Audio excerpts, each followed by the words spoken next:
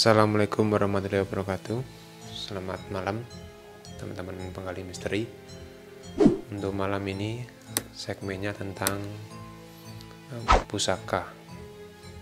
Nanti di sini kita akan membahas tentang pusaka yang dimiliki Bapak Supri sebagai narasumber di video yang kemarin. Saya malam ini ingin membahas tentang pusaka. Seperti apakah pusaka, cara pengambilannya, dan kegunaan pusaka tersebut. Bukan begitu Pak Supri? Iya, terima kasih buat sobat-sobat dimanapun berada, penggali misteri.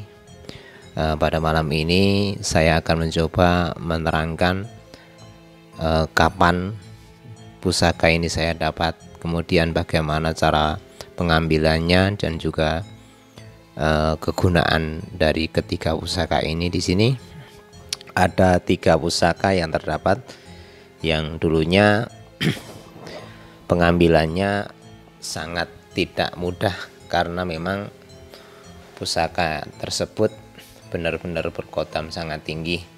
Dan di sini ada 3 macam pusaka tersebut, yaitu satu berbentuk keris, kemudian yang kedua berbentuk seperti payung, kemudian yang ketiga seperti gada itu gadanya Werkudara yang bentuknya persis seperti gada. Dan sejarah dari awal untuk mendapatkan pusaka ini, dulunya pertama kali bermimpi ditamuin 3 tamu. Dari bentuknya mereka menggunakan pakaian adat keraton Yogyakarta, itu semuanya bertiga, laki-laki semua, dan dia hadir.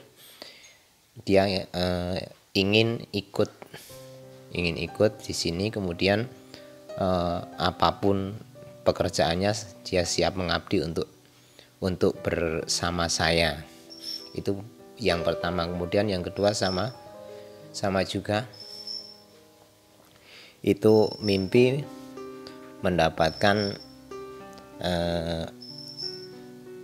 burung perkutut, itu jumlahnya 3. Kemudian yang ketiga, malam ketiganya itu juga bermimpi hampir sama. Jadi ketika malam pertama, kedua, ketiga itu ada kaitannya dalam mimpi tersebut. Kemudian saya mencoba untuk menanyakan pada orang sepuh, orang pintar, yang bahwasannya di situ saya akan mendapatkan sebuah pulung, kalau bahasa Jawanya pulung, itu akan mendapatkan sebuah pusaka. Katanya mau diikutin kodam pusaka. Kemudian saya tanyakan lagi bagaimana cara mendapatkannya dan tempatnya di mana. Dan setelah saya minta penjelasan dari sesepuh yang saya datangi itu, ternyata posisi pusaka ini di sebuah tempat yang sangat bisa dibilang angker, dan jarang orang yang berani masuk ke tempat itu. Kemudian pada malam yang ditentukan sama bini sepuh yang saya datangi itu, saya diminta datang ke tempat itu sendirian. Dalam prosesi pengambilan pusaka itu sendiri tergolong sangat butuh kesabaran, karena memang ketiga pusaka ini sangat kodamnya sangat tinggi. Kemudian saya membutuhkan minyak dan perlengkapan yang lain. Saya tunggu di tempat itu, tapi pesan dari simbah sesepuh yang saya datangi dan saya minta petuahnya itu, dia mengatakan bahwa nanti kalau kemunculan dari pusaka ini tidak berbentuk langsung wujud seperti pusaka yang seperti kita lihat sobat seperti ini, tapi ini bentuknya kadang menyerupai hewan ataupun binatang yang mungkin sangat tidak mungkin kalau dipegang, ataupun berbahaya kalau dipegang. Jadi setelah sekitar jam malam Jumat Kliwon, sekitar jam 1/4, hawa tempat itu sudah mulai berubah. dan mulai angin yang bertiup itu tidak sewajarnya. Mungkin kalau nyalinya tidak besar, merinding bahkan bisa lari. Tapi karena sudah tekad dan mungkin ini sudah menjadi pulung, kalau bahasa Jawanya pulung dari saya. Kemudian saya tunggu dan duduk semacam semedi seperti ini. Saya duduk semacam ini. Saya minta pada Allah agar diberikan keselamatan jikalaupun pusaka itu nanti muncul. Ternyata benar, setelah cukup lama saya menunggu dan duduk seperti orang semedi lah, bisa dibilang seperti semedi atau meditasi. Iya. Seperti meditasi, yang muncul pertama itu bentuknya seperti ular. Pada awalnya saya ragu untuk mengambil ular itu, tapi saya masih teringat sama sesepuh yang datang, yang saya minta pituahnya itu. Saya beranikan untuk menangkap ular tersebut. Saya tangkap, kena kepalanya. Ternyata setelah wujud, inilah pusakanya yang berbentuknya ternyata persis seperti kepala ular. Ini namanya keris Nagaraja. Dan setelah nggak lama kemudian yang keduanya nyusul, tapi yang ini dan ini semuanya sudah wujud.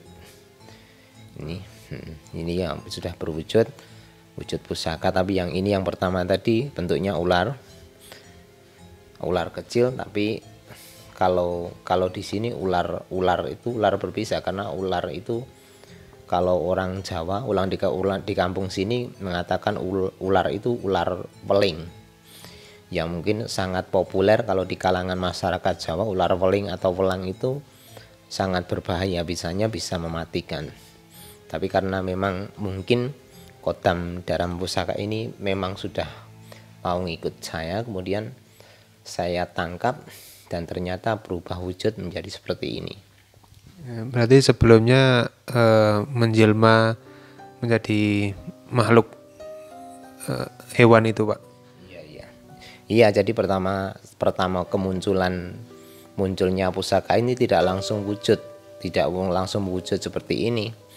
Beda dengan penarikan seperti para praktisi supranatural yang menarik di alam terbuka, itu kesannya kan memaksa. Jadi kalau dia tidak diserateni, kalau bahasa Jawa tidak diserateni dengan baik, mungkin kodam di dalam pusakanya bisa marah, atau yang keluar bisa wujudnya saja tapi kodamnya nggak bisa ikut.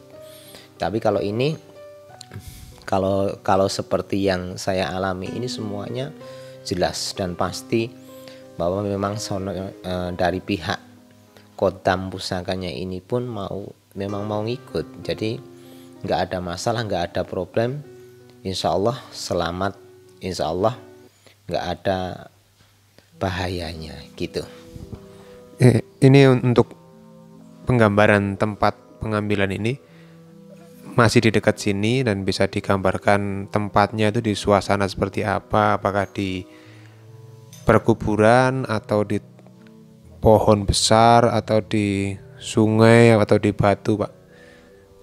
Ya, saya bisa jelaskan untuk pengambilan pusaka ini, tempatnya bisa dibilang tempat werit ya, karena memang di situ dulunya tempat bendungan yang airnya dialirkan ke pabrik penggilingan kopi di Wonotopo.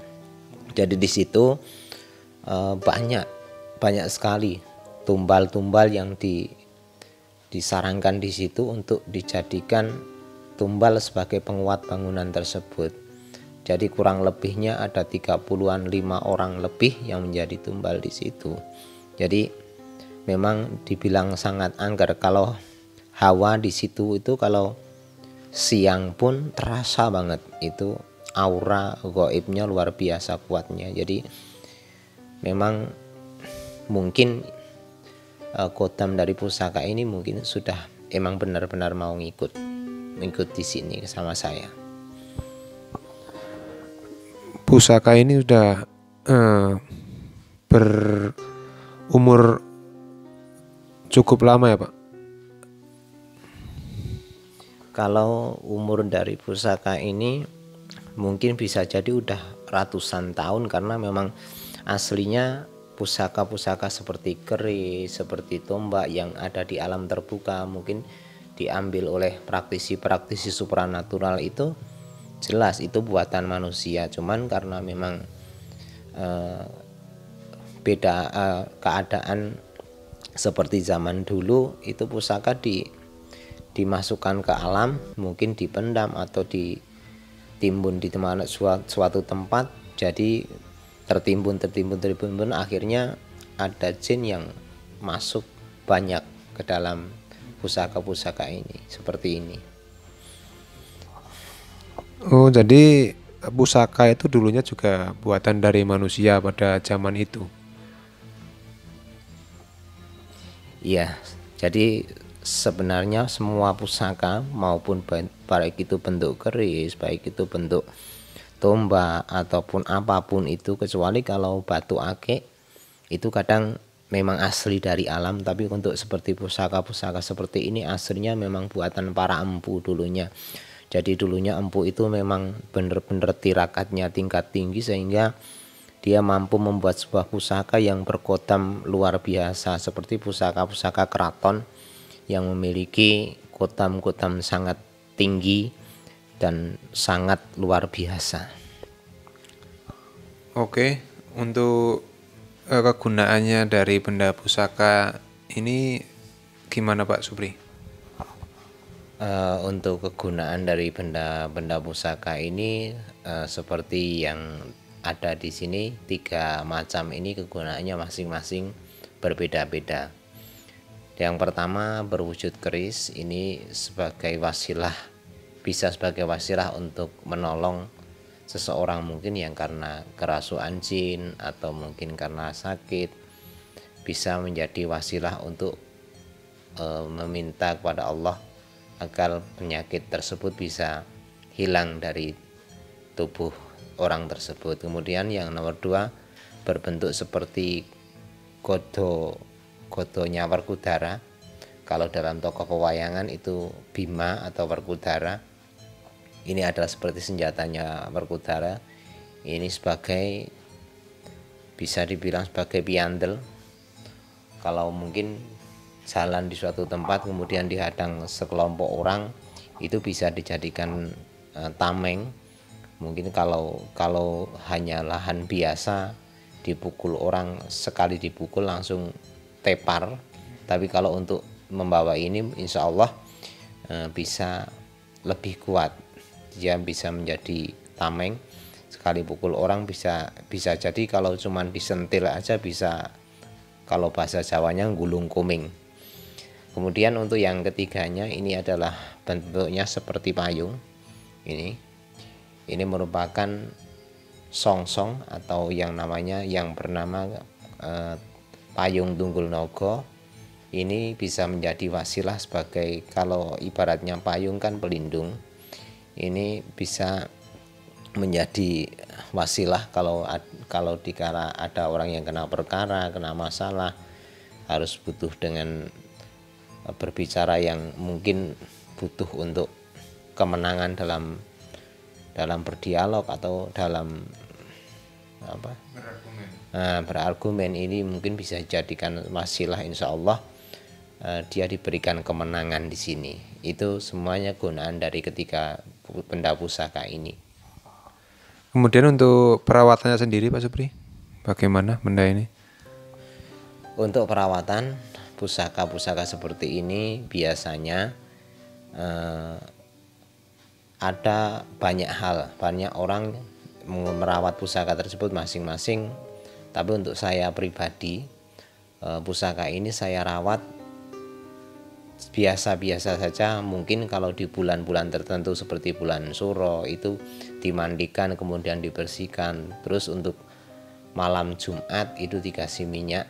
Itu aja, karena memang saya secara pribadi tidak begitu mengimankan, karena memang hukumnya dosa dan nanti jatuhnya bisa syirik kalau kita mengamalkan benda-benda seperti ini.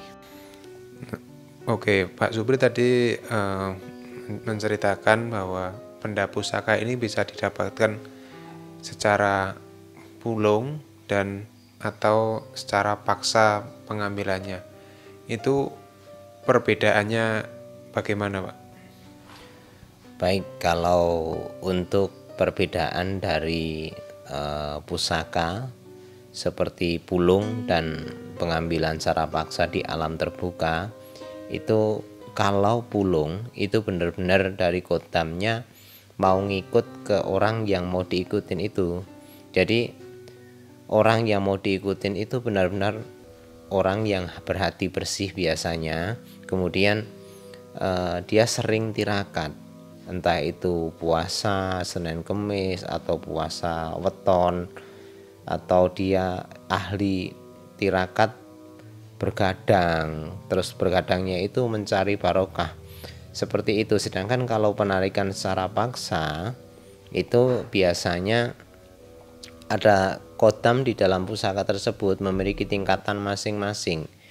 Ada yang tingkatan rendah, tingkatan menengah, tingkatan atas. Kemudian kalau penarikan secara paksa di dalam alam terbuka itu biasanya kalau nggak beruntung, kalau kurang tepat dalam penarikannya, biasanya yang keluar, yang ikut cuman wujudnya saja, sedangkan kodamnya belum tentu dia ikut.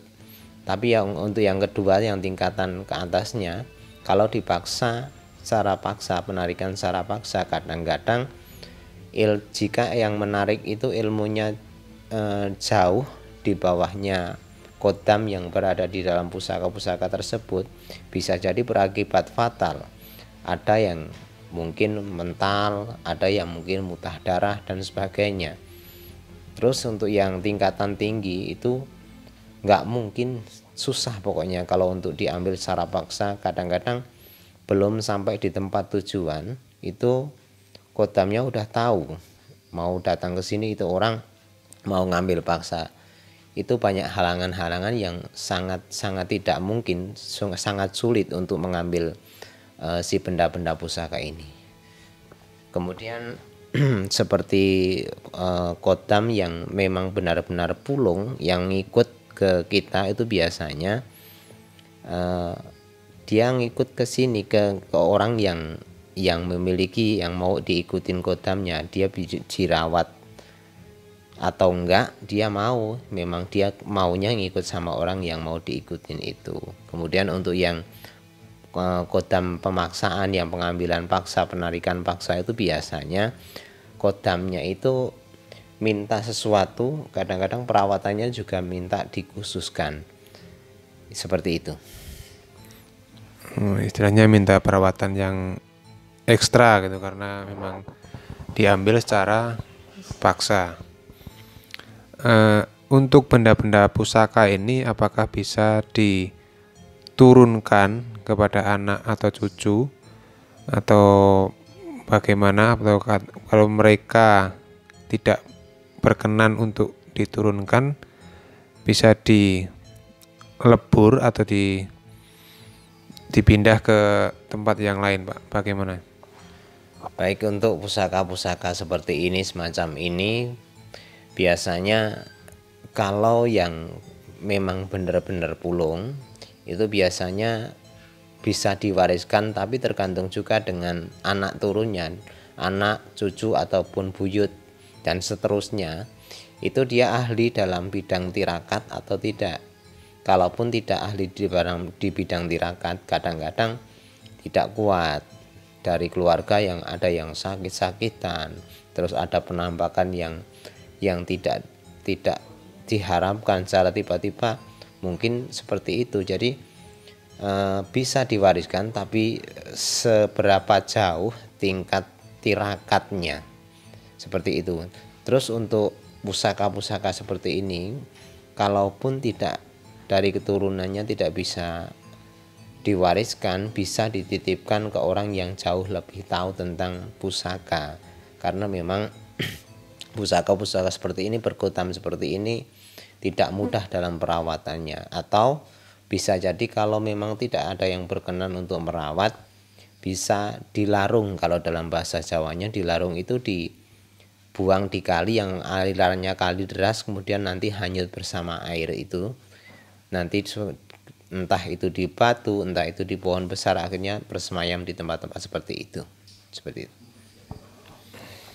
Oke, cukup menarik pembahasan malam ini tentang benda-benda pusaka. Semoga dapat menambah informasi buat teman-teman penggali misteri tentang benda pusaka.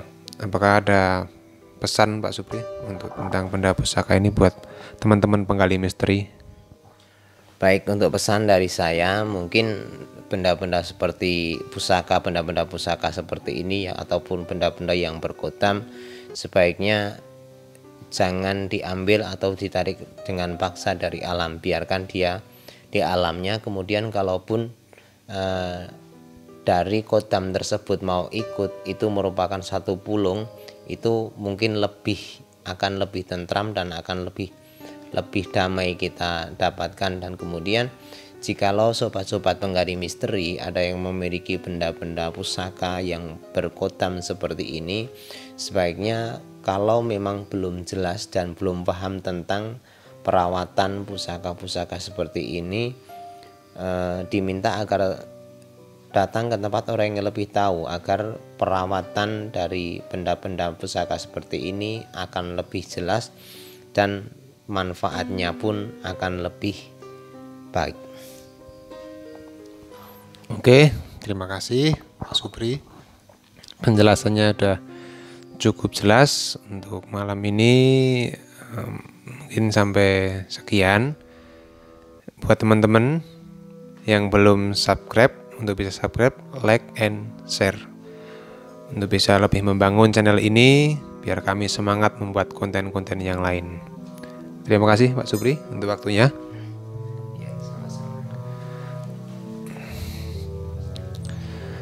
Oke, terima kasih. Assalamualaikum warahmatullahi wabarakatuh. Salam misteri.